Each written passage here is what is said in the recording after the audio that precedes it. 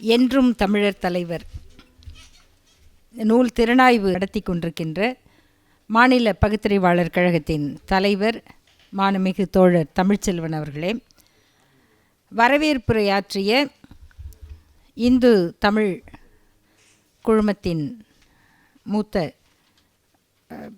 இதழியலாளர்களில் ஒருவரான பிருந்தா ஸ்ரீனிவாசன் அவர்களே, ஏற்புரை வழங்கிய இந்த நூலின் தொகுப்பாசிரியர் ஆதி வள்ளியப்பன் அவர்களே, இணைப்புரை ஆற்றிக்கொண்டிருக்கின்ற தோழர் வெற்றி செல்வன் அவர்களே, எனக்கு முன்னால் இங்கு நூலை பற்றியும் தந்தை பெரியாரின் வரலாற்றை பற்றியும் உணர்ச்சி பொங்க எடுத்து உரைத்த நமது மதிப்பிற்குரிய தம்பி லெனின் அவர்களே, இங்கு கூடியிருக்கின்ற ஒவ்வொருவரும் பேர் சொல்லி அவர்களுடைய பங்களிப்போடு அழைக்கப்பட வேண்டியவர்கள் என்கிற மரியாதைக்குரிய பலரும் கூடியிருக்கிறீர்கள்.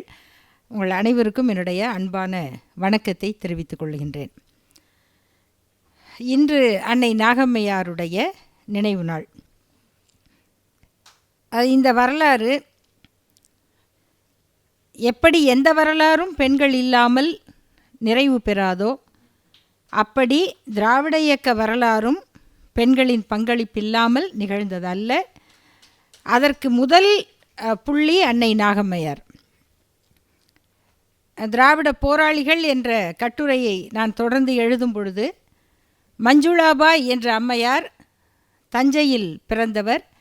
அவர் மராட்டி குடும்பத்தை சேர்ந்தவர் என்று நான் கருதி கொண்டிருந்தேன். பிறகு ஆசிரியர் ஐயா அவர்கள் குறிப்பிட்டார்கள், இல்லை, அவர் சௌராஷ்டிரா குடும்பத்தை சேர்ந்தவர், தாய்மொழி சௌராஷ்டிரா. ஆனால் மிகச்சிறந்த தமிழ் இலக்கியத்தில் ஈடுபாடு கொண்டவர். புரட்சி கவிஞர் பாரதிதாசன் அவர்களுடைய சொந்த தங்கை என்று கருதத்தக்க அளவிற்கு அவரோடு அன்பு பாராட்டியவர். புரட்சி கவிஞருடைய மூத்த மகள் சரஸ்வதியின் திருமணத்தை மாப்பிள்ளை பார்த்து முன்னின்று நடத்தியவர். தன்னுடைய நகைகளை போட்டு அந்த பெண்ணை மணமேடைக்கு அழைத்து வந்தவர். அந்த அம்மையார் மஞ்சுளாபாய் அவர்கள் கானாடுகாத்தான் வைசு சண்முகம் என்ற அந்த செட்டிநாட்டு பகுதியின் ஒரு சீர்திருத்தவாதி, மிகப்பெரிய பணக்காரர். அவருடைய வீடு பேலஸ் என்று அழைக்கப்பட்டது. அத்தகைய ஒரு பணக்காரர் அவரை திருமணம் செய்து கொள்ளுகிறார்கள். இது ஒரு செய்தி. ஆனால் இவர் எங்கே அப்படி வந்தார், அவரை எப்படி திருமணம் செய்தார் என்றால், இளம் வயது விதவையாக இருந்த மஞ்சுளாபாய் அந்த விதவை கொடுமையை பொறுக்க முடியாமல் இதற்கு மாற்றில்லையா என்று அவரே துன்பப்பட்ட போது அவருக்கு கிடைத்த செய்திகளின்படி ஈரோட்டிலே நாகம்மையார் என்று ஒருவர் இருக்கிறார், அவரிடம் சென்று சேர வேண்டும் என்று முடிவெடுத்து வீட்டை விட்டு தப்பி வந்து அன்னை நாகம்மையாரிடம் அடைக்கலமாகிறார். அன்னை நாகம்மையாரோடு அவர் அந்த நிகழ்ச்சிகளுக்கு செல்கிறார். தந்தை பெரியார் அவர்கள் பேசுகிற மேடைகளில் அந்த அம்மையாரை பாட வைக்கிறார்கள், பேச வைக்கிறார்கள். இப்படியாக அறிமுகமாகி பின்னர் அந்த திருமணம் நடக்கிறது. அது மிகப்பெரிய பேசுபொருளான திருமணமாக இருக்கிறது. அதன் பின்னர் அவர்கள் நிறைவாழ் வாழ்கிறார்கள். அது பெரிய செய்திகள் இருக்கின்றன அவர்களுடைய வாழ்க்கையில். அந்த வைசு சண்முகனாருடைய அண்ணன் மகள்தான் நம்முடைய பேராசிரியர் சுபவி அவர்களுடைய அண்ணன் எஸ்பி முத்துராமன் அவர்களுடைய துணைவியார். இப்படியான ஒரு பாரம்பரியம். இந்த அம்மையார் சௌராஷ்டிரா மொழி பேசுகிறவர். அதில் இன்னொரு சிறப்பு என்னவென்றால், புரட்சி கவிஞருடைய மகள் சரஸ்வதி கண்ணப்பன் அவர்களுடைய திருமண அழைப்பிதழை தந்தை பெரியார் தான் அடிக்கிறார். அந்த அழைப்பிதழில் அழைப்பவர்கள் பெயர் ஈவே ராமசாமி, அடுத்தது மஞ்சுளாபாய். மஞ்சுளாபாயின் கணவர் பெயரும் கீழே தனியாக இருக்கிறது, வைசு சண்முகம். அவர் தனியாக இருக்கிறார். அழைப்பவர்கள் யார்னா இந்த இயக்கத்தின் சார்பாக நடத்துகிறவர் ஈவே ராமசாமி,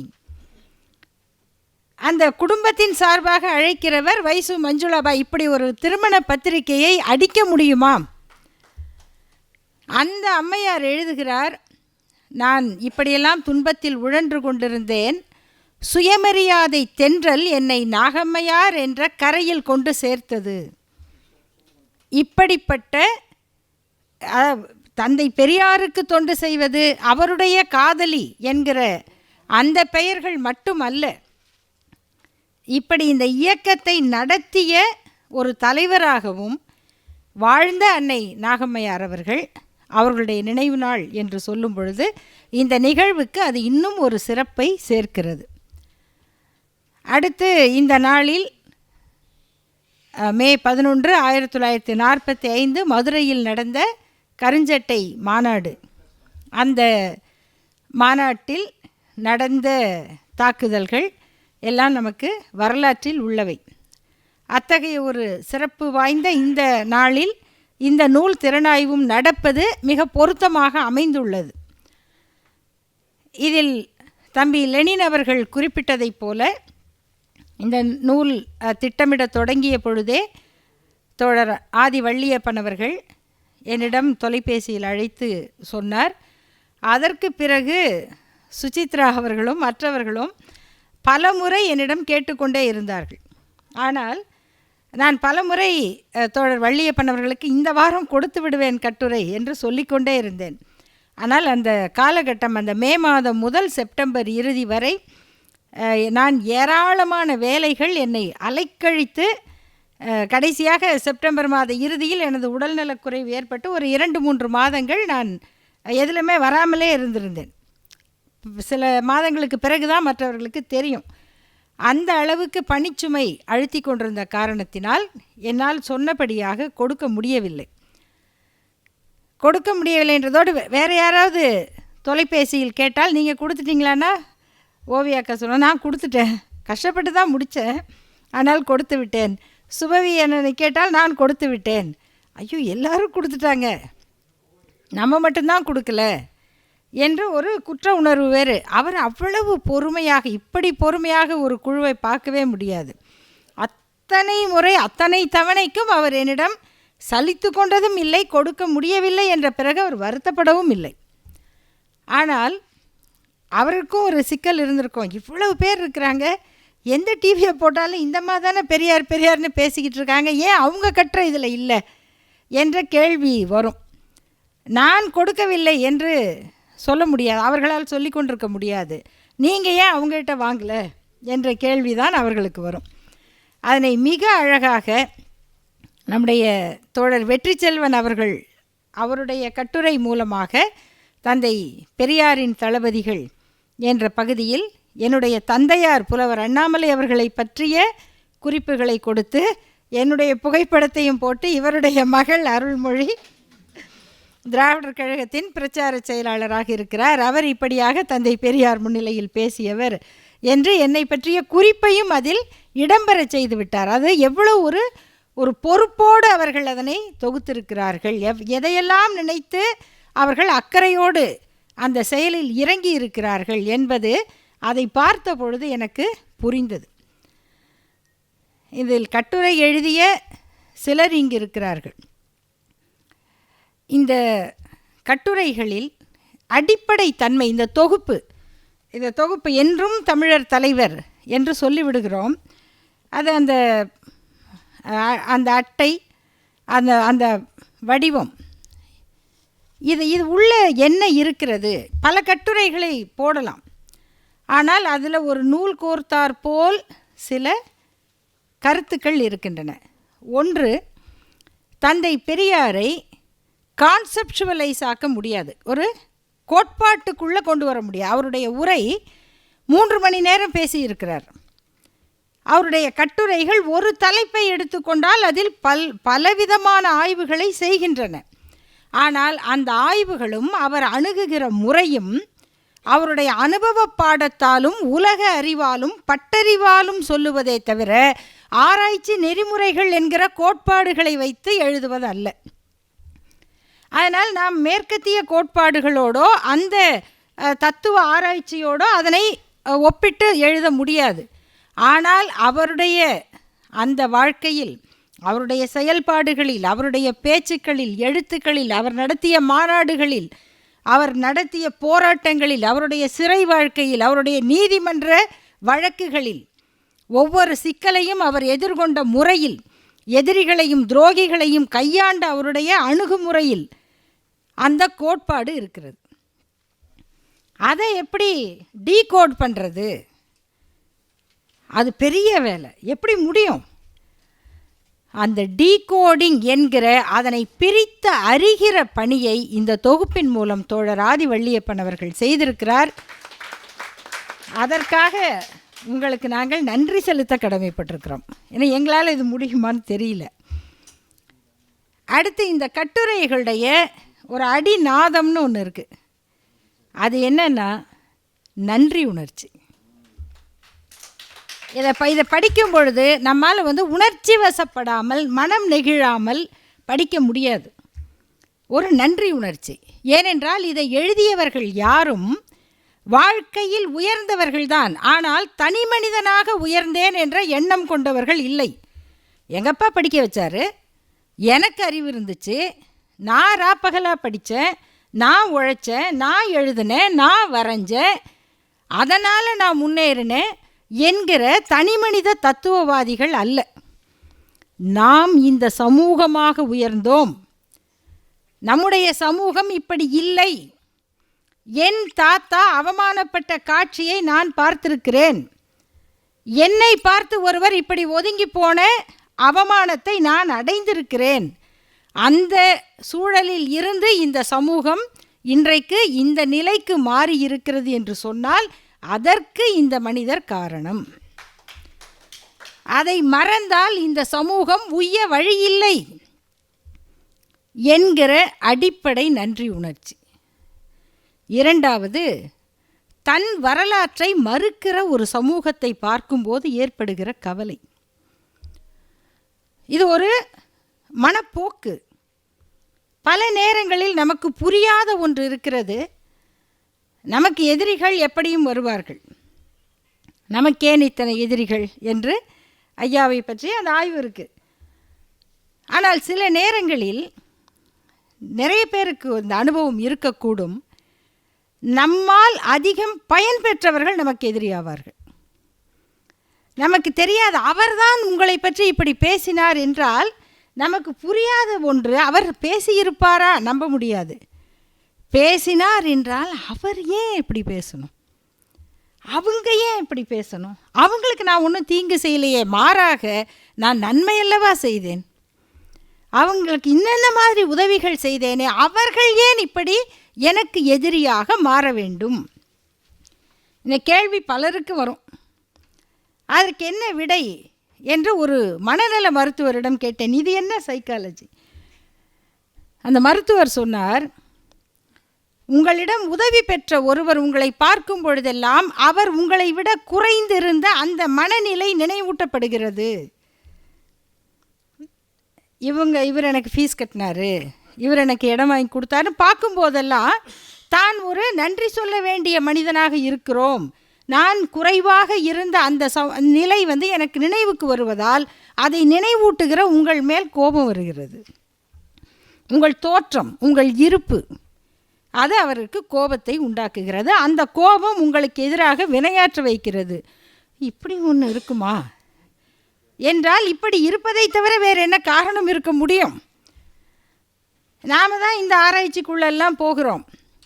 இத்தகைய அனுபவங்களை, அடிகளை, காயங்களை, ஊமை வலிகளை 95 ஆண்டுகள் வரை அனுபவித்த தந்தை பெரியார் இந்த தத்துவ விசாரத்துக்குள்ளே இறங்கலை. ஒரே சொல்லில் அது மனிதனின் ஜீவ சுபாவம் என்றார். ஏன் இப்படி செய்வானா, மனுஷன் எப்படின்னு தான் செய்வான். அப்புறம் எனக்கு ஏன் இப்படி நடக்கணும், ஏன் உனக்கு நடக்கக்கூடாது? இதில் நீ மட்டும் என்ன விதிவிலக்கு? மனிதனுடைய ஜீவ சுபாவம் இப்படியெல்லாம் செய்யும் என்றால் அது யாருக்கும் செய்யும் என்பது தானே இயற்கை.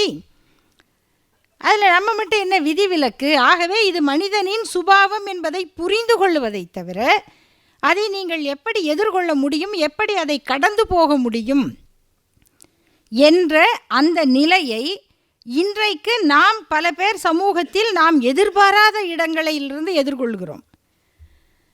ஆக இந்த வரலாற்றை, தன் வரலாற்றை நாம் எப்படி இந்த நிலைக்கு வந்திருக்கிறோம் என்கிற அந்த உண்மையை மறுக்க விரும்புகிற சில புதிய படிப்பாளிகள், புதிய படைப்பாளிகள், புதிய பணக்காரர்கள், புதிய உயர் ஜாதிகள், இவர்களையெல்லாம் நாம் சந்தித்து கொண்டிருக்கிறோம். அப்போது இந்த கட்டுரைகளில் வாழுகிற எழுதியிருக்கிற ஒவ்வொருவரும் இந்த சமூகத்தை பற்றிய கவலையோடு, டேய் மறந்துடாதப்பா, பழச மறந்துடாத என்று உட்கார வைத்து சொல்லுகிற அந்த உரிமையோடு அந்த கட்டுரைகளை எழுதுகிறார்கள். ஆகையினால இந்த தொகுப்பை போல இன்னொரு தொகுப்பு வர முடியுமா என்பதே எனக்கு சந்தேகம்தான். இந்த அளவுக்கு ஒரு பணியை இன்னொரு முறை செய்வதென்பது மிகப்பெரிய சவால் என்று தான் கருதுகிறேன். இதில் இருக்கக்கூடிய செய்திகளை 846 பக்கம் இதெல்லாம் சொல்லிட்டாங்க. இதை நம்ம ஒரு அரை மணி நேர திறனாய்வில் முடிக்க முடியுமா? அதுவே பெரிய கேள்விதான். ஏன்னா அதனுடைய அமைப்பை சொல்கிறேன். இதில் அது ஆரம்பிக்கும் பொழுது ஆசிரியருடைய பேட்டியில் தான் ஆரம்பிக்குது. இல்லை பாராட்டுறதுக்கு குறைகள் அப்படின்னு எனக்கு ஒன்றும் இல்லை. அதனால் நான் முதலையே சொல்லிடுறேன். பட்டிமன்ற தீர்ப்பு மாதிரி முதல்ல எதை தோக்கடிக்க போகிறோமோ அதெல்லாம் சொல்லிவிட்டு அப்புறம் கடைசியாக தீர்ப்பு சொல்கிறது அப்படி இல்லை. எனக்கு அதில் ஒன்றும் குறையே தெரியல. அந்த அமைப்பில் இருக்கக்கூடிய சிறப்புகள் என்ன அப்படின்னா, எடுத்த உடனே ஆசிரியருடைய பேட்டி தான். அதில் ஆசிரியருடைய வாழ்க்கை வரலாறு ஒரு 20 வரியில் சொல்கிறாங்க. அவர் யார் அப்படின்னா, கடந்த 80 ஆண்டு கால இந்திய வரலாற்றை நேரடியாக கண்ட சாட்சிகளில் அவர் முதன்மையானவர். அந்த வரிசையில் முதன்மையானவர். சாரங்கபாணியாக பிறந்து தன் பள்ளி ஆசிரியர் திராவிடமணியால் உருவாக்கப்பட்டு 1943ஆம் ஆண்டு கடலூரில் நடைபெற்ற திராவிட நாடு நிதியளிப்பு கூட்டத்தில் மேடையிலே பேசியவர். தந்தை பெரியார் முன்னால் பேரறிஞர் அண்ணாவால் திராவிட இயக்கத்தின் திருஞான சம்பந்தர் என்று சொல்லப்பட்டவர். 90 வயதை கடந்து இன்றைக்கும் பெரியாரை உலகமயமாக்கும் பணியில் ஈடுபட்டிருக்கிறவர். அவ்வளவுதான். இப்படி ஒரு 20 அடிகளில் அவருடைய வாழ்க்கை வரலாற்றை சுருக்கிட்டாங்க. அதற்கு பிறகு ஆசிரியருடைய பேட்டி அந்த செய்தியை முழுக்க சொல்லுகிறார். ஐயாவுடைய வரலாறு என்ன, அவர் எப்படி சோர்வில்லாமல் இருந்தார், அதுக்கு என்ன காரணம். அதற்கு ஆசிரியர் சொல்லுகிறார், நாம் வாழும் வரை சமூகத்திற்கு பயன்பட வேண்டும் என்கிற எண்ணம்தான். அவருடைய வாழ்க்கையை சொல்லுகிறார். எனக்கு இப்போ இத்தனை வயது ஆகிறது, 6 முறை என் மீது கொலை முயற்சி நடந்திருக்கிறது, 2 முறை மிகப்பெரிய அறுவை சிகிச்சை செய்திருக்கிறேன், இதய அறுவை சிகிச்சை, 4 ஸ்டென்ட் வைத்திருக்கிறேன், இத்தனை ஆண்டுகளாக போராடி கொண்டிருக்கிறேன், 61 ஆண்டுகள் விடுதலை ஏட்டினுடைய ஆசிரியராக இருக்கிறேன், இப்பொழுதும் நம்முடைய வாழ்க்கை இந்த சமூகத்திற்கு பயனாக இருக்கிறது என்பதை தவிர நம்மை உந்தி தள்ளுவது வேறு எதுவும் இல்லை என்று அந்த நோக்கத்தை, அதனுடைய அடித்தளத்தை ஆசிரியருடைய அந்த பேட்டி. அடுத்து அண்ணா அவர்களுடைய அந்த கட்டுரை, அது எல்லாரும் படித்தது, அந்த வசந்தம் என்பது. அதில் பல செய்திகளை சொல்லுகிறார். என்ன, ஐயாவுக்கும் அண்ணா அவர்களுக்கும் இருந்த அந்த அன்பு, அந்த தொடர்பு. ஐயா அவர்கள் கோபமாக பேசி பார்த்திருக்கிறேன், சில பேரை எல்லாம் கடிந்து கொள்ளுவார், ஒன்றை எனக்கு தெரியும் போ என்றும் சொல்லியிருக்கிறார். ஆனால் ஒருபோதும் என்னை அந்த மாதிரி அவர் பேசியதே இல்லை. எனக்கென்று அவர் எப்பொழுதும் தனியாக ஒரு கனிவை வைத்திருந்தார். அது இதை எப்போ அவர் முதல்வரான பிறகு அதை சொல்லுகிறார், அதுதான் முக்கியம். அந்த கட்டுரை இனி அப்படியே எடுத்து பயன்படுத்தி இருக்கிறார்கள். அதேபோல் கலைஞர் அவர்கள், கலைஞர் அவர்களை பற்றி அவருக்கும் ஐயாவுக்கும் இருந்த உறவு அதெல்லாம் சொன்னார்கள். அந்த கவிதை, அந்த கவிதையில் மிக முக்கியமாக தந்தை பெரியாரை பற்றி அவர் பாடியது நிறைய இருக்கும். அதில் கையாளப்பட்டிருக்கிற 4 வரி, பெரியார் என்ன செய்தார், ஏன்னா அவருடைய மறைவுக்கு பிறகு நடந்த கவியரங்கம். அங்கத்தில் பழுதென்றால் அறுத்தெறிய ஒப்புகிறோம், அங்கத்தில் பழுதென்றால் அறுத்தெறிய ஒப்புகிறோம், உயிர் பிழைக்க பங்கமுற ஜாதிமத பேதங்களால் அல்லலுறும் மனித சமூகத்தின் நோய் களைய திகைக்கின்றோம் சரிதானா? சிங்கத்தின் குரல் கேட்டு சிறுநரிகள் ஊளையிட்ட கதைதானே நடந்ததிங்கே. பெரியார் இதைத்தானே கேட்டார். இந்த தத்துவத்தோடு தான் அவரை கவிதையிலும் வடிக்க முடியும். அடுத்து கலைஞர் அவர்களுக்கும் ஐயாவுக்கும் இருந்த அந்த தொடர்பை பற்றி நம்முடைய முதல்வர் அவர்கள் தளபதி மு.க. ஸ்டாலின் அவர்கள் எழுதுகிற அந்த கட்டுரை, இதில் ரொம்ப இந்த தொகுப்புக்கும் அந்த கட்டுரைக்கும் ஒரு அருமையான தொடர்பு இருக்குது. என்னென்னா, அந்த கட்டுரையில் அவர் ஒரு 12 தலைப்புகள், அதாவது இதுதான் தந்தை பெரியாருடைய தத்துவம், வரிசையாக 1 2 3 இது பல கட்டுரைகளில் இந்த பட்டியலை பார்க்கலாம். எல்லாருக்குமே தந்தை பெரியார் ஒரு டு டூ லிஸ்ட்டை கொடுத்துட்றாரு. இதெல்லாம் பண்ணியே ஆகணும். அந்த லிஸ்ட்டு எல்லாருக்கும் மனசில் இருக்குது. தந்தை பெரியாருடைய தத்துவங்களை வகைப்படுத்தினால் சுயமரியாதை, பகுத்தறிவு, சமதர்மம், சமத்துவம், மானுடப்பற்று, இது முதல் 5. அடுத்து இரத்த பேதம் இல்லை, பால் பேதம் இல்லை. அடுத்த வளர்ச்சி இருக்குல்ல, சுய முன்னேற்றம், பெண்கள் முன்னேற்றம், சமூக நீதி, மதச்சார்பற்ற அரசியல், அறிவியல் மனப்பான்மை. இதுக்குள்ளே தான் தந்தை பெரியாரை பற்றிய எல்லா செய்திகளும் உள்ளன. கிட்டத்தட்ட இந்த நூலினுடைய அமைப்பும் அப்படி தான் இருக்குது. அவங்க இன்னும் அதிகமான தலைப்புகளை எடுத்து எல்லா ஒப்பீடுகளையும் அதுக்குள்ளே கொண்டு வந்துடுறாங்க. அதுபோல் தோழர் திருமாவளவன் அவர்களுடைய அந்த பேட்டியும் மிக முதன்மையானது. ஏன்னா அதில் குறிப்பாக 2 கட்டுரைகள், ஒன்று திருமாவளவன் அவர்களுடைய பேட்டி, அடுத்து நம்முடைய பேராசிரியர் ரகுபதி அவர்களுடைய கட்டுரை, ஆதி திராவிடருக்கு பெரியார் செய்ததென்ன. அந்த கட்டுரையில் இன்னும் குறிப்பாக நான் ஒவ்வொன்றா சும்மா ஒரு வரி தான் சொல்கிறேன். அந்த கட்டுரையில் மிகச்சிறப்பான அவருடைய தொகுத்திருக்கக்கூடிய அந்த செய்திகள் ஒவ்வொன்றும் தன்னுடைய பகுதியிலே சாதியை மறுத்து 2 சமூகமும் பயன்படுத்துகிற மாதிரி கிணறு திறந்த சுப்பண்ண கவுண்டரை பற்றி குறிப்பிடுகிறார். இந்த சூழல்கள் எல்லாம் தான் அந்த சாதி ஒழிப்பிற்கான அடித்தளத்தையும் அந்த சூழ்நிலையும் உருவாக்கியது. இன்றைக்கு இந்த கேள்விகள் எல்லாம் ஏன் வருகின்றன என்ற ஒரு சிறந்த ஆய்வு. அதை திருமாவளவன் அவர்களுடைய பேட்டியிலும் ரொம்ப தெளிவாக சொல்லுகிறார். அதில் பேராசிரியர் ரகுபதி அவர்களுடைய கட்டுரையில் என்னென்னா, அதில் ஒரு ஓவியம் இருக்குது. தந்தை பெரியாருடைய ஓவியங்கள் நிறைய இருக்குது.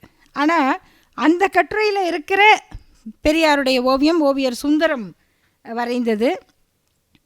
அது ரொம்ப பார்த்தா ரொம்ப ஒரு உணர்ச்சிகரமான ஒரு ஓவியமாக, அந்த கட்டுரைக்கும் அதுக்கும் ஏதோ பேசிக்கிற மாதிரி இருந்தது. அந்த கட்டுரையில் சொல்லப்படுகிற அந்த உணர்ச்சி அந்த ஓவியத்தில் அப்படியே எதிரொலிப்பதாக இருந்தது.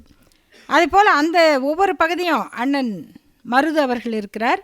அவங்க அந்த இதை ஏன் நம்ம படிக்கணும்னா, நம்முடைய சொல் வளம் இன்னும் சிறப்பாகிறது. பெரியாரும் காண்பியல் கலையும் அப்படின்னு தலைப்பு வச்சுருக்காரு. நானும் ரொம்ப நேரம் என்ன காண்பியல் கலையா, காட்சியா, என்னது விஷுவல் மீடியா, அதை இதான சொல்லாக்கம். அப்போ அது விஷுவல் மீடியாங்கிறத காண்பியல் கலை. பெரியார்கிட்ட எங்கே காண்பியல் கலை இருக்குது அப்படின்னா, அவர் ஒவ்வொன்றாக அவருடைய பேச்சு முறையிலிருந்து சித்திரக்கதைகளை போட்டு எப்படி ராமாயண மகாபாரதத்தை படம் போட்டு மனசில் பதிய வைத்தார்களோ, அப்படி கேலி சித்திரங்கள் மூலமும் சித்திரக்கதைகள் மூலமும் அந்த கருத்துக்களை மக்கள் மனதிலே பதிய வைத்தது பெரியாருடைய பெரிய பங்களிப்பு. அதிலிருந்து ஒவ்வொன்றாக மற்ற ஓவியர்கள், சிற்பிகள், அவருடைய மூத்தவர்களான சிற்பி தனபாலிருந்து ஓவியர் பாஸ்கரன் போன்றவர்களையெல்லாம் குறிப்பிட்டு எல்லாரும் சேர்ந்த அந்த எப்படி அவர்கள் பெரியாரோடு தொடர்பு கொண்டார்கள், ஐயாவுடைய வாழ்க்கை எப்படி இந்த கலைக்கு ஒரு பின்புலமாக அமைந்தது, அது அந்த கட்டுரையில் இருக்குது. ஐயா பேராசிரியர் ராமசாமி அவர்கள் அவங்களுடைய நாடகமே பேசும். அவருடைய கட்டுரை தலைப்பே நாடக கலை வடிவமும் பெரியார் எனும் கருத்து வடிவமும். கலை வடிவம்தான் நாடகம், கருத்து பெரியார் தான். அந்த கட்டுரையில் அவர் நாடகத்தன்மை பற்றியெல்லாம் பேசிவிட்டு அதில் பல செய்திகள் இருக்கின்றன. என்னென்னா, ஒவ்வொரு கட்டுரையும் நமக்கு ஒரு பாடம் மாதிரி. அதில் இந்த நாடக சாஸ்திரம்ங்கிறது வேறு எதுலேயும் தனியாக நாடக சாஸ்திரம்னே இல்லை, நாட்டிய சாஸ்திரம்தான் இருக்குது. அதுவும் பரத முனிவர் எழுதினதுன்னு ஒரு கதையை வச்சுருக்காங்க. அந்த பரத முனிவர் தென்னிந்தியாவை சேர்ந்தவர் என்ற ஒரு கருத்து இருக்குது. சிலப்பதிகாரத்தில் என்ன சொல்லப்படுகிறது, இப்படி அந்த வரலாறுகளோடு சொல்லி ஐயா அவர்கள் நாடகத்தை பற்றி என்ன சொன்னார். அதில் அடுத்து முதல் நாடகமாக அவர் குறிப்பிடுவது இரணியன் நாடகத்தை, புரட்சி கவிஞருடைய இரணியன் நாடகம். அதிலிருந்து மற்ற நாடகங்களையும் அவர்கள் உருவாக்கிய நாடகத்தை பற்றியும், இதெல்லாம் நமக்கு வெறும் கட்டுரை அல்ல, ஒரு வரலாற்று தொகுப்பு. அது ரொம்ப முதன்மையானது. தோழர் ஜீவசுந்தரி அவர்களுடைய அந்த கட்டுரை சமூக நீதி காவலரை மறப்போமா, அதான் சொன்ன அந்த அடிப்படை நன்றி உணர்ச்சியோடு நம்ம அதை தவிர்த்து விட்டு சொல்ல முடியாது. இன்றும் தேவை பெரியாரின் பெண்ணியம் என்று தோழர் ஓவியா அவர்கள் எழுதுகிறார்கள். 2 பேருடைய கட்டுரையிலும் பார்த்திங்கன்னா இந்த உடனடி செயல் திட்டம் என்னன்னு ஒரு பட்டியல் இருக்குது. ஆனால் அந்த பட்டியலை எவ்வளோ பேர் பின்பற்றுறாங்கன்னு தெரியாது, ஆனால் படிக்கிறோம் நல்லா. ஆனால் இவை செய்ய வேண்டிய செயல்கள், அதில் தத்துவ ரீதியாக பெண்ணுரிமை, பெண்ணியம் என்பவற்றை பற்றி ஐயா சொன்ன 2 கட்டுரையும் ஒரே மாதிரி தலைப்புடையது. ஆனால் 2 பேரும் சொல்லுகிற செய்திகள் வெவ்வேறானவை. அதற்கான பின்னணியோடு அவர்கள் கொடுக்குற அந்த செய்திகளை படிக்கணும். அதுபோல் தோழர் நலங்கிள்ளி அவர்கள், அவர் அவருடைய தலைப்பு இந்துத்துவ பிராமணனை தமிழ் தேசியனாக்கிய பெரியார். தமிழ் தேசியர்கள்லாம் இதுக்கு தான் அவர்கிட்ட சண்டைக்கு வந்துட்டுருக்காங்க இப்போ. ஏன்னா அது அவ்வளவு மிக நேர்மையாக அவர் எழுதியிருக்கிறார். அந்த படிநிலை வளர்ச்சி மாற்றம். அதை போல் சோழ நாகராஜன் அவர்கள், ஏன் நாம் பார்ப்பானை ஒதுக்கப் போகிறோம், அதான் தலைப்பு. அது ஒரு ஐயாவினுடைய உரை. இதையெல்லாம் செஞ்சால் நம்ம ஏன் அவங்கள ஒதுக்க போகிறோம் என்று கேட்ட அந்த உரையினுடைய கடைசி வரியை வைத்து அவர் எழுதுகிறார். அவர் ஏற்கனவே பெரியார் பிராமணர்களின் எதிரியா என்ற நூலை வெளியிட்டவர். அது அவருடைய குடும்பத்தில் நடக்கக்கூடிய சாதி மறுப்பு திருமணங்கள், முற்போக்கு அண்மையில் நாம் பார்த்துருப்போம். அந்த 3 தலைமுறை பெண்களுடைய படத்தை போட்டு பாட்டி எப்படி விதவை கோலத்தில் இருந்தார், அம்மா எப்படி இருந்தார், இன்று அவருடைய மகள் எப்படி இருக்கிறார், இது பெரியாரால் விளைந்ததன்றி வேறென்ன என்று அண்மையில் அவர் எழுதிய கட்டுரை எல்லா ஊடகங்களிலும் ஒளிபரப்பானது. அதே போல் தலைமுறைகள், ஜீவசகாப்தன் எப்படி இந்த தலைமுறையாக அந்த கொள்கைகள் கடத்தப்படுகின்றன, எப்படி அந்த கொள்கையோடு அந்த குடும்பம் இயக்கத்தோடு செயல்படுகிறது என்பதை ஒரு 4ஆம் தலைமுறை எழுதும்போது அதற்கு கிடைக்கிற ஒரு வலிமை. அவர் 4ஆம் தலைமுறை, வெற்றி செல்வன் முதல் தலைமுறை. அவருடைய கட்டுரை 2 இருக்குதுன்னு நினைக்கிறேன். 2மே திராவிட இயக்கத்தில் போராளிகளாக இருந்த பெண்களை பற்றியும், அவருடைய பணி மிகப்பெரிய பணி. அவர்தான் தமிழ்நாட்டு பெண்கள் மாநாடு, அந்த மாநாட்டை பற்றிய முழு செய்திகளையும் தொகுத்து, இன்னும் சொன்னால் அந்த ஊர்வலம் போன பாதையெல்லாம் போய் நடந்து பார்த்து, அந்த தங்கசாலையில் டாக்டர் தர்மாம்பாள் அவர்களுடைய அலுவலகம், அவருடைய வீடு, அதுதான் அந்த மாநாட்டு அலுவலகம். அந்த இடம் எப்படி இருக்கிறது, அவருடைய கல்லறை எப்படி எங்கே இருக்கிறது, இவற்றையெல்லாம் தேடி எடுத்து அந்த மாநாட்டை பற்றிய செய்திகளின் முழு தொகுப்புகளை முதன்முறையாக எழுத்திலே கொண்டு வந்தவர் வெற்றி செல்வன் அவர்கள். அவருடைய கட்டுரைகள் இதில் எனக்கு என்ன வியப்புன்னா, நாங்கள்லாம் வெளியில் இருக்கோம், நாங்கள்லாம் பேசிக்கிட்டு இருக்கோம், ஆனால் இந்த இந்து குழுமத்துக்குள்ளே இந்த திராவிட கருத்தியலை புரிந்த ஒரு குழு இருக்குது. அது ஊடுருவல்ல, எல்லா இடத்துலையும் இருக்காங்க. அதாவது திராவிட தத்துவத்தையும் அதனுடைய பயனையும் இந்த சமூகத்துக்கு அது ஏன் தேவை என்பதையும் ஒப்புக்கொண்டு பதிவு செய்யக்கூடிய, ஒப்புக்கொண்டு என்பதை விட அவர்களாக உணர்ந்தது, அது யாருக்காகவும் அவர்கள் ஒப்புக்கொண்டு செய்யலை, அவர்களே தங்கள் உணர்வில் இருந்து பதிவு செய்யக்கூடிய அந்த ஒரு குழுவே இதில் இருக்குது என்பது பிருந்தா சீனிவாசன் அவர்கள், சுஜாதா, சுசித்ரா அவர்களுடைய கட்டுரைகளில் அது அவ்வளவு அழகாக இருக்குது. அதில் பிருந்தா சீனிவாசன் அவர்கள் அந்த தோழர் அப்படிங்கிற சொல்லை வந்து முதல்ல அதில் பல குழப்பம் இருக்குது. அதை மேடைகளில் யார் பயன்படுத்துறது, எப்படி வந்ததுன்னு அவங்க வந்து அதை ஒரு செய்தியை பதிவு பண்ணியிருக்காங்க. முதல் முறையாக சிங்காரவேலர் வாடியா அவர்களை பாராட்டி பேசும் பொழுது அந்த காம்ரேட் என்று வாடியா அவர்கள் சொல்லுகிறார். அதை திருவிக அவர்கள் தோழர் என்று மொழிபெயர்க்கிறார். அதன் பிறகு தந்தை பெரியார் அவர்கள் ரஷ்ய பயணம் முடித்துவிட்டு வந்து 1932 நவம்பர் 13ஆம் நாள் குடியரசு ஏட்டில் இந்த தோழர் என்கிற சொல்லைத்தான் நாம் ஒவ்வொருவருக்கும் மரியாதை சொல்லாக பயன்படுத்த வேண்டும் என்று. இதில் ரொம்ப முதன்மையானது என்னென்னா, இதற்கு முன்பும் கூட தோழர் இப்படி சொன்னார். 2 சொற்களை தந்தை பெரியாரும் பயன்படுத்தி இருக்கிறார். ஒரு சிலரை குறிப்பிடும் பொழுது தோழர் என்றோ நண்பர் என்றோ, சில பெரியவர்களை சொல்லும் பொழுது பெரியார் என்ற சொல்லையே குறிப்பிடுகிறார். அதே போல் 1928-29 தந்தை பெரியாரையும் பெரியார் என்று பலர் குறிப்பிடுகிறார்கள்.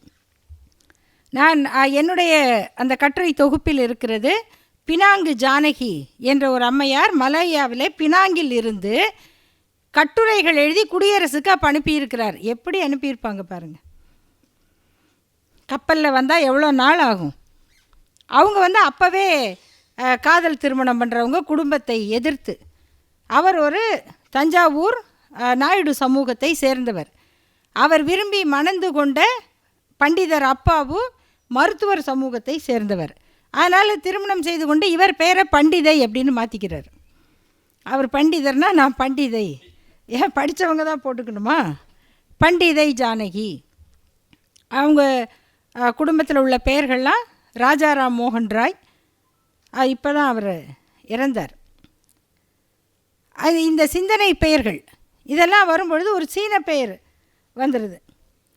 அதுக்காக ஜப்பான் மலேயாவில் ஆட்சிக்கு வந்த கைப்பிடித்த ஜப்பான் வந்து அவங்கள கூப்பிட்டு, நீங்கள் எப்படி இந்த பேர் வச்சிங்க? இங்கர்சாலெலாம் வைக்கிறாங்க. சமத்துவம், சமதர்மம், இந்த அவங்க அடக்குமுறையெல்லாம் எப்படி இருக்கும் ஜப்பான்காரங்க கேள்வியெல்லாம், அதையெல்லாம் வந்து அவர்கள் எதிர்கொண்டவர்கள்.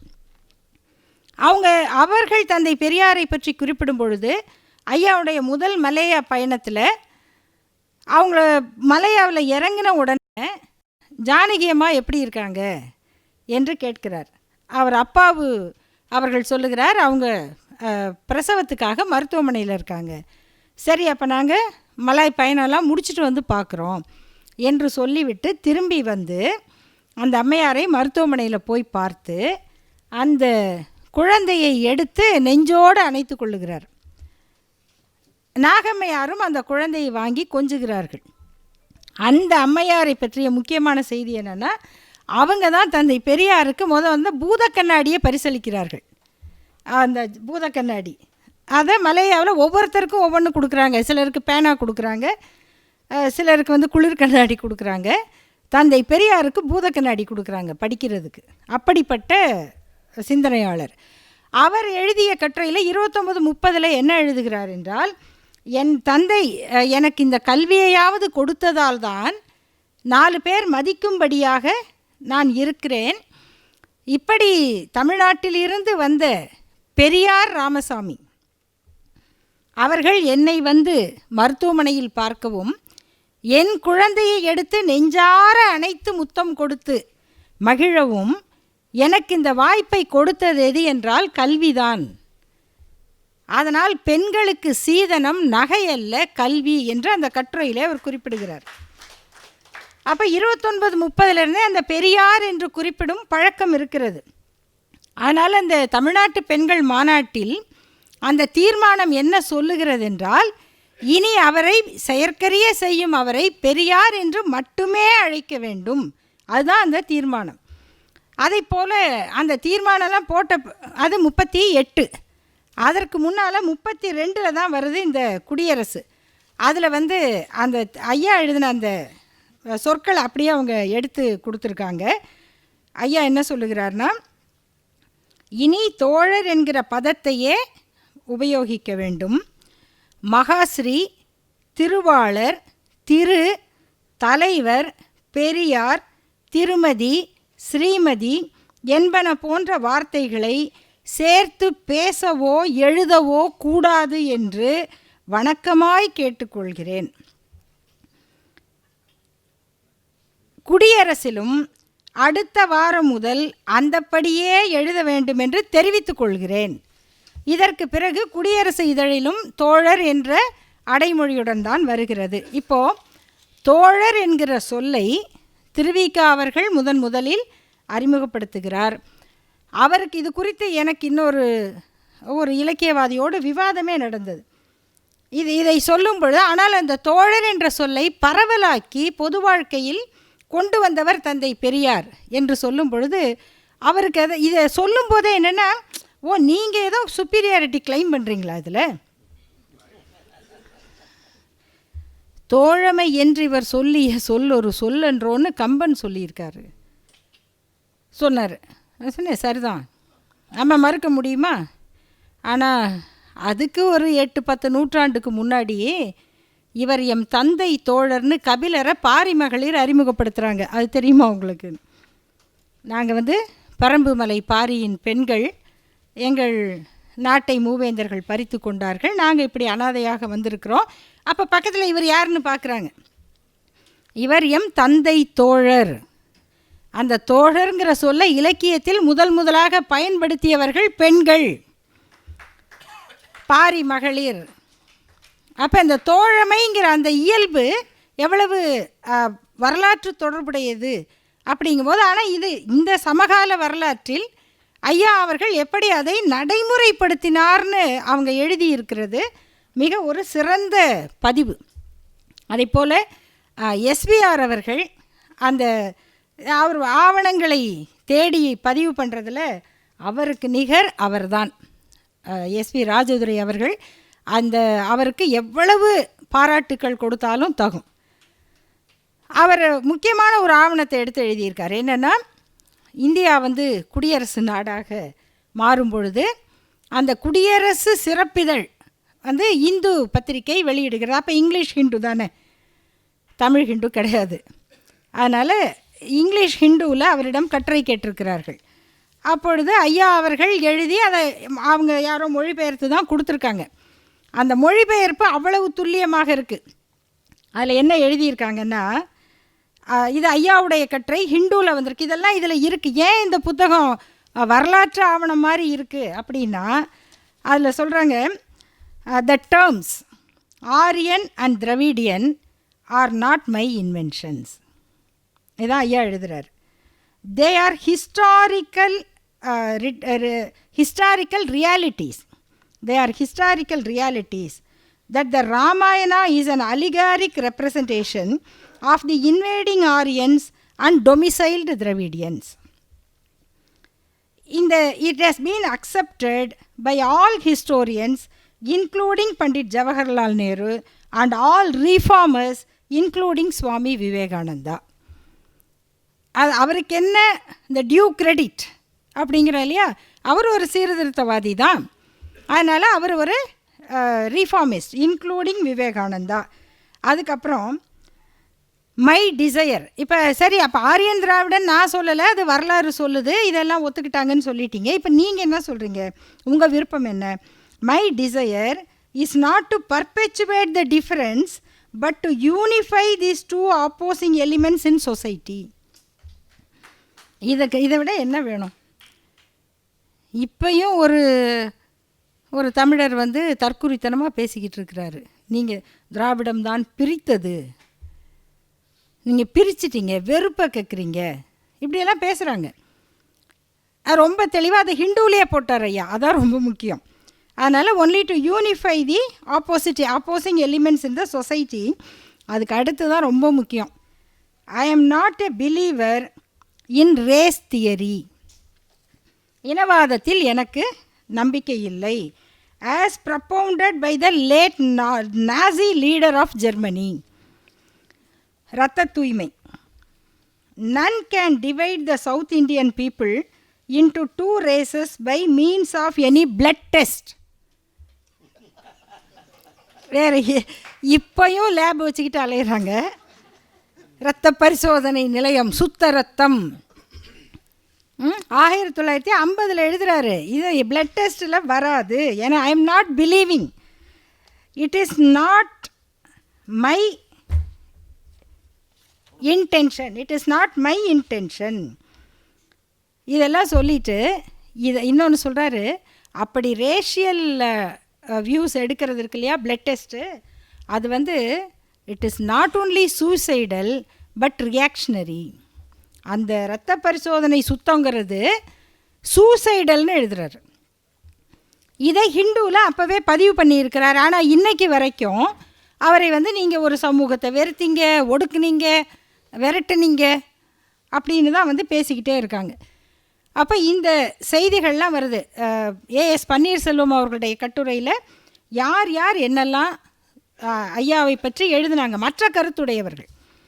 மறைமல் அடிகள் என்ன சொன்னார், சுத்தானந்த பாரதியார் என்ன எழுதினார், குன்றக்குடி அடிகளார் என்ன சொன்னார், வாரா என்ன சொன்னார், இதையெல்லாம் அவர் தொகுக்கிறார். இன்னும் இப்போது வாழாத பல சிந்தனையாளர்களுடைய கட்டுரைகள் அவர்களுடைய பழைய நூல்களிலிருந்து எடுத்து கையாளப்பட்டுள்ளன. தோப்பா அவர்களைப் போல, கார்த்திகேச சிவத்தம்பி அவர்களைப் போல. அவங்களாம் அதெல்லாம் பெரிய ஆராய்ச்சி. நம்ம அந்த ஒவ்வொரு கட்டுரைக்கே தனியாக பேசணும். அந்த கட்டுரைகளை எடுத்து தேர்ந்து அதை கையாண்டிருக்கிறார்கள். அப்புறம் நேரம் ஆகுது.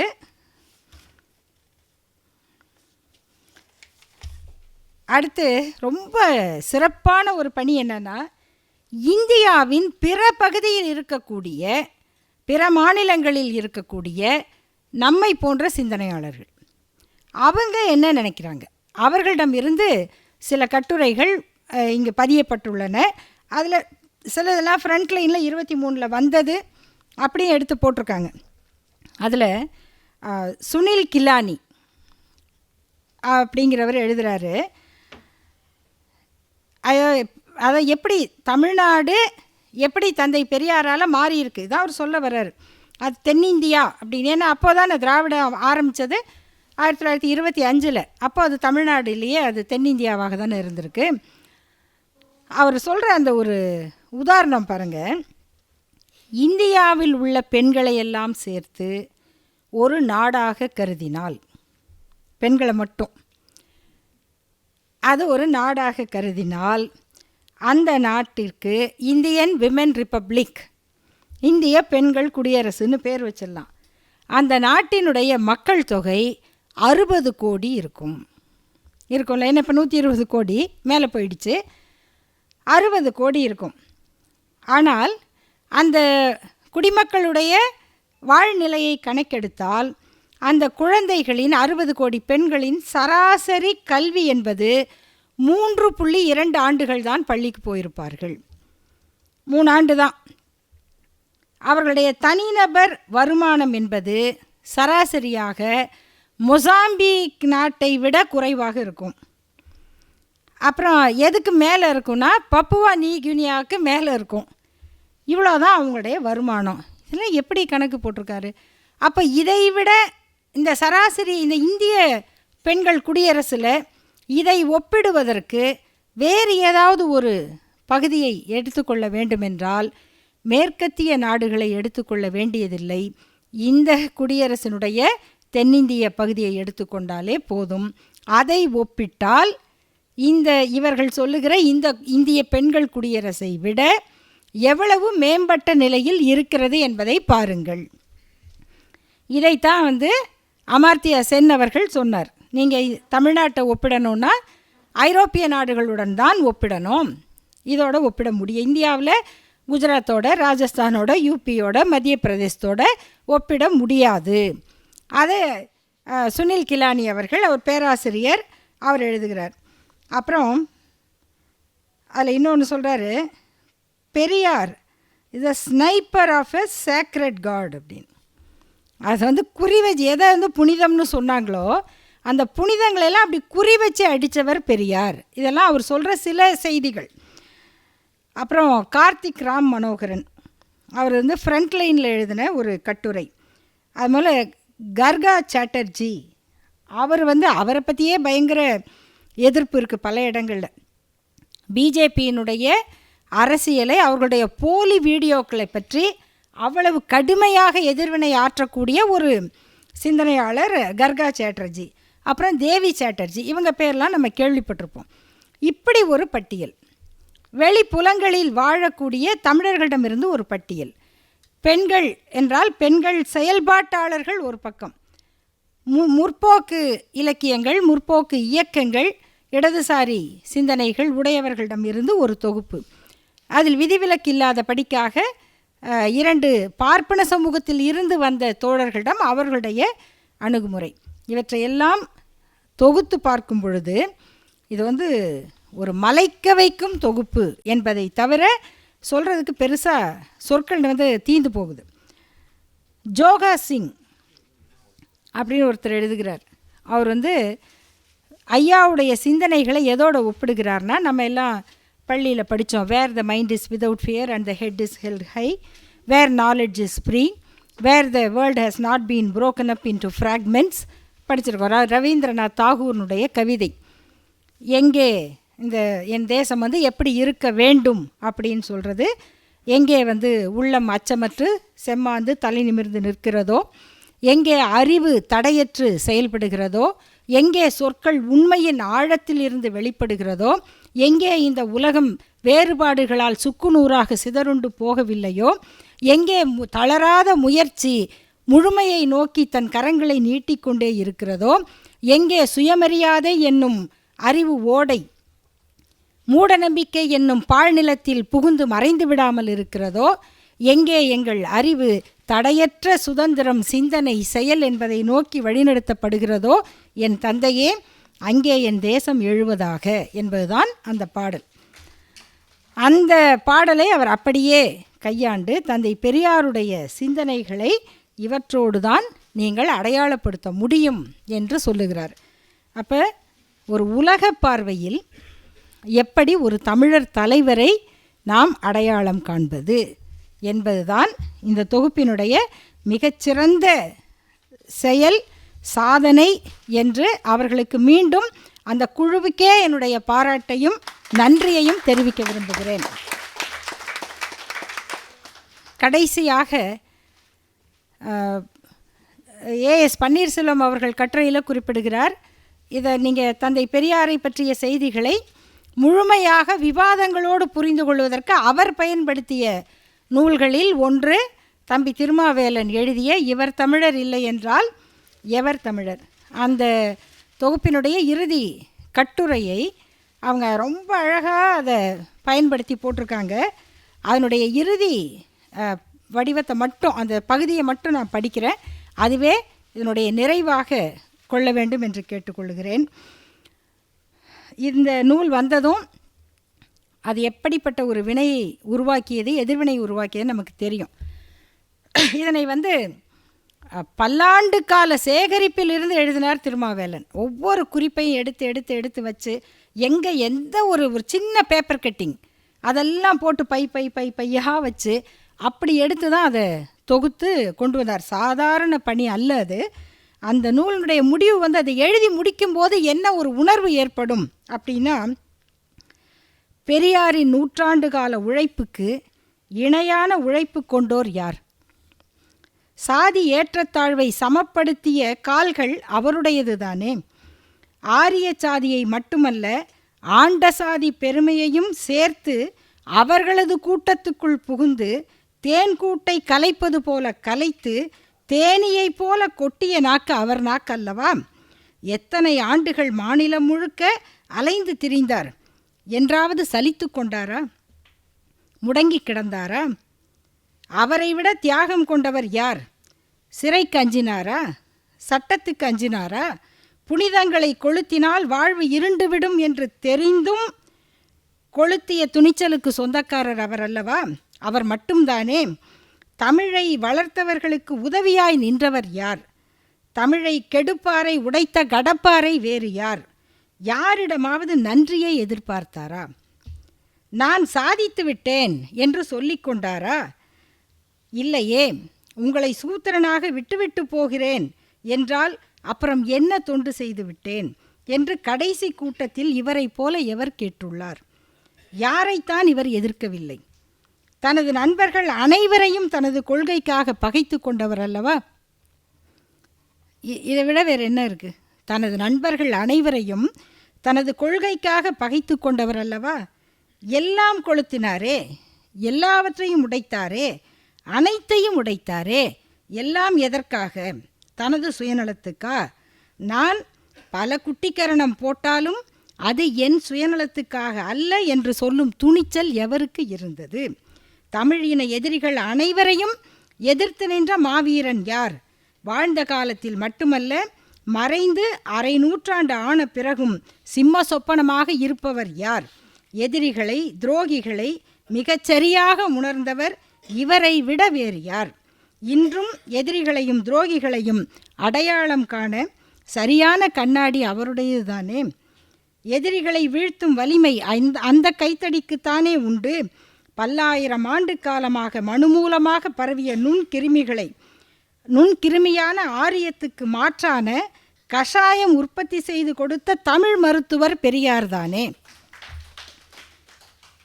அவர் தமிழர் இல்லை என்றால் எவர் தமிழர் என்று திருமாவேலன் கேட்ட கேள்விக்கு அவர்தான் என்றும் தமிழர் தலைவர் என்று தோழர் ஆதி வள்ளியப்பன் அவர்கள் தலைமையில் இந்து தமிழ் திசையின் ஆற்றல் மிக்க ஒரு குழு இந்த பதிப்பை கொண்டு வந்ததற்காக அவர்களுக்கும் இந்து தமிழ் திசை குழுமத்திற்கும் மீண்டும் நன்றி சொல்லி முடிக்கிறேன். நன்றி, வணக்கம்.